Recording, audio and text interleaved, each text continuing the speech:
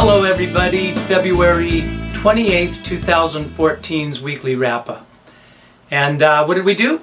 Well, we're up to step 52. We released step 52 this week, and it is all about, or the beginning of about, developing the types of licks that you hear R&B singers do, gospel singers do, blues singers, actually even country singers.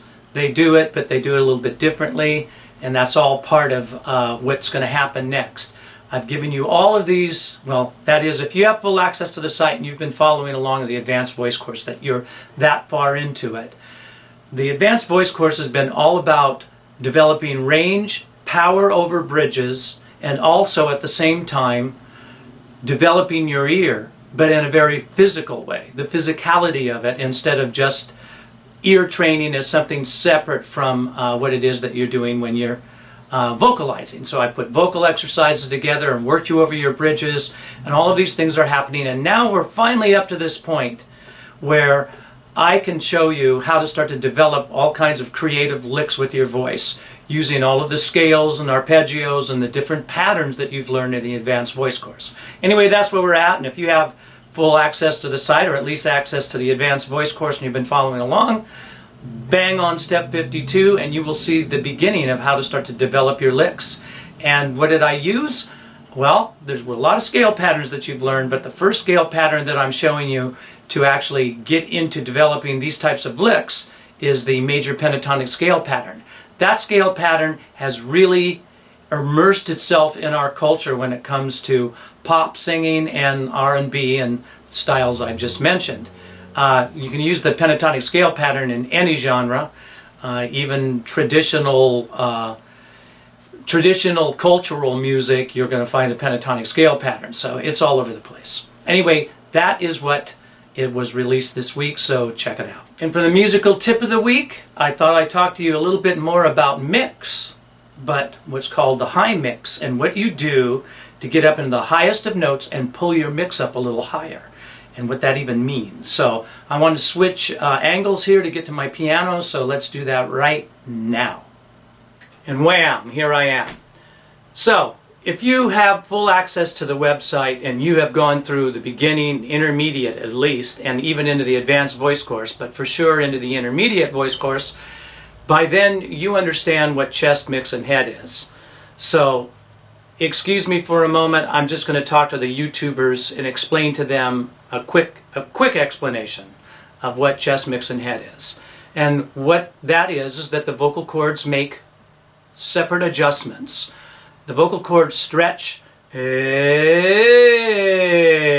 as that's happening, I'm in my chest voice going up to a certain area up to the basically up into the higher part, not exactly the whole top, but the higher part of my chest voice. Again, hey. Now I'll show that for a minute, and if I just put myself into what some people think is falsetto but misinterpret it, because if you can connect this is just light head voice, this oh, or I can go hey, and if I can go hey. Now what I did there was I started in my head voice, sirened up in my head voice, came back down, and then you heard the hey over there. I crossed over what's called a bridge. So quickly, if I go hey,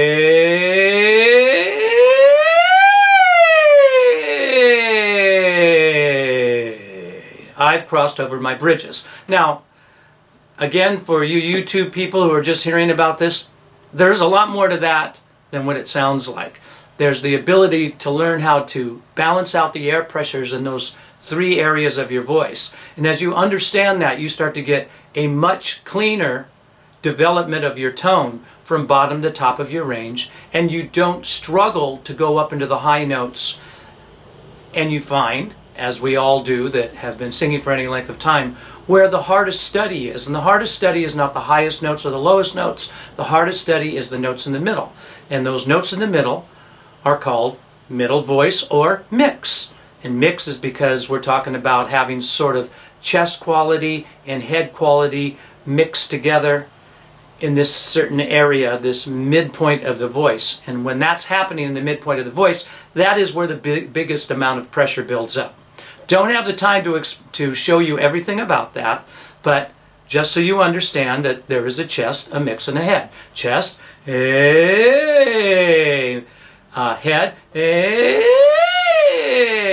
and if we take the chest and go, hey, there I crossed through into my mix, up into my head voice, back down slightly into mix, and then back down in chest again.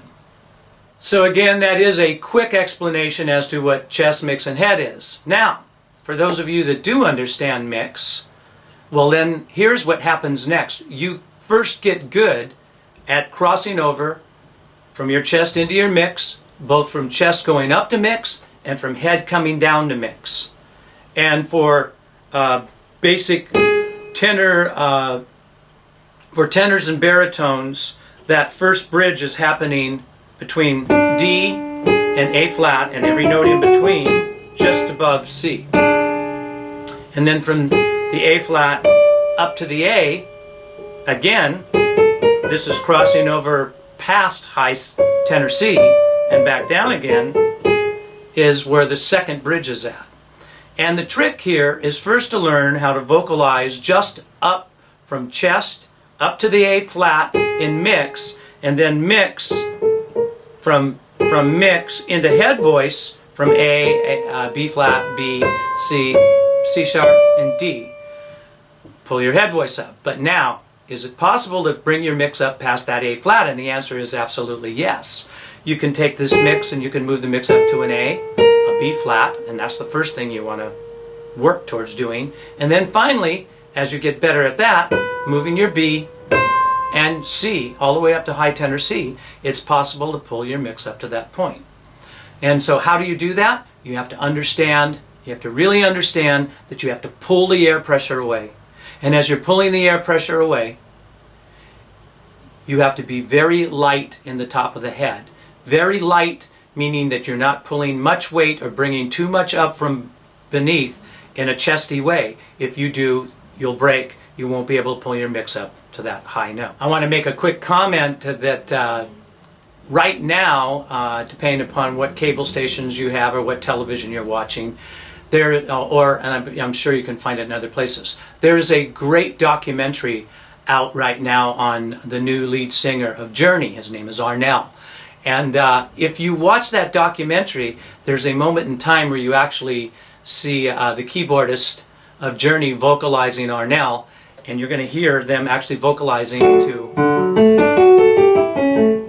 octave and a half, and they were doing some lip rolls and some tongue trills and some of these things to pull or connect the voice up into that high head voice area, and also to vocalize very lightly. And the keyboard player even mentioned the fact of be very light up in the top of the head. And he's referring to what I'm referring to right now, and that is that you can't bring too much weight.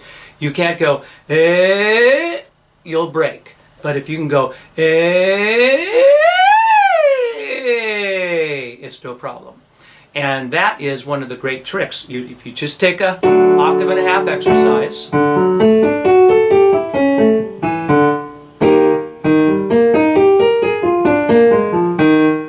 vocalize that.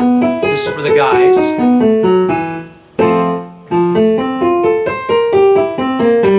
With a lip roll.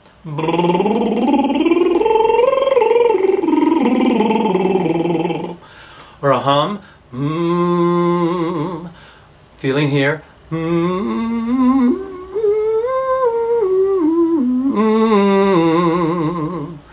Just that to start to feel it. Now, I gave you those notes for the guys. Ladies, I'm going to put you here. Listen here, and you take your lip roll and you do this. Do it right along with me right now.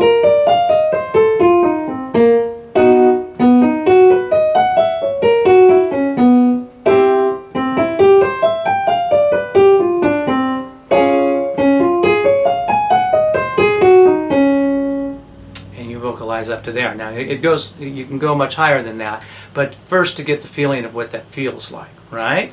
Now I'm going to take you a little bit back and bring you back up again for the ladies.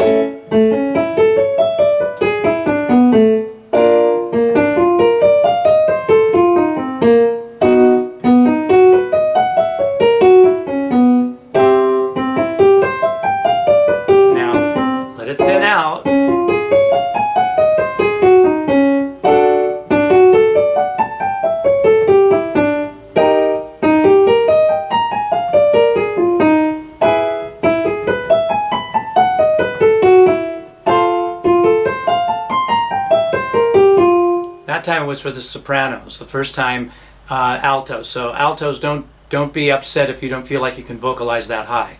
Actually, ultimately, as you start to understand this, even the altos can pull up higher, but it has to go very thin.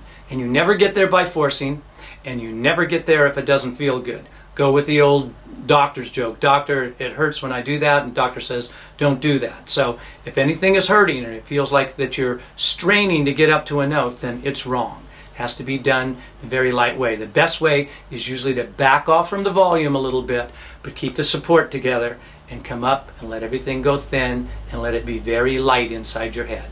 So, tip of the week. And check out that Journey documentary if you get a chance. It's pretty cool. And like I said, you'll hear explanation very similar to what I'm talking to you about right now. Because those that know, know. And that's how you do it. See you next time.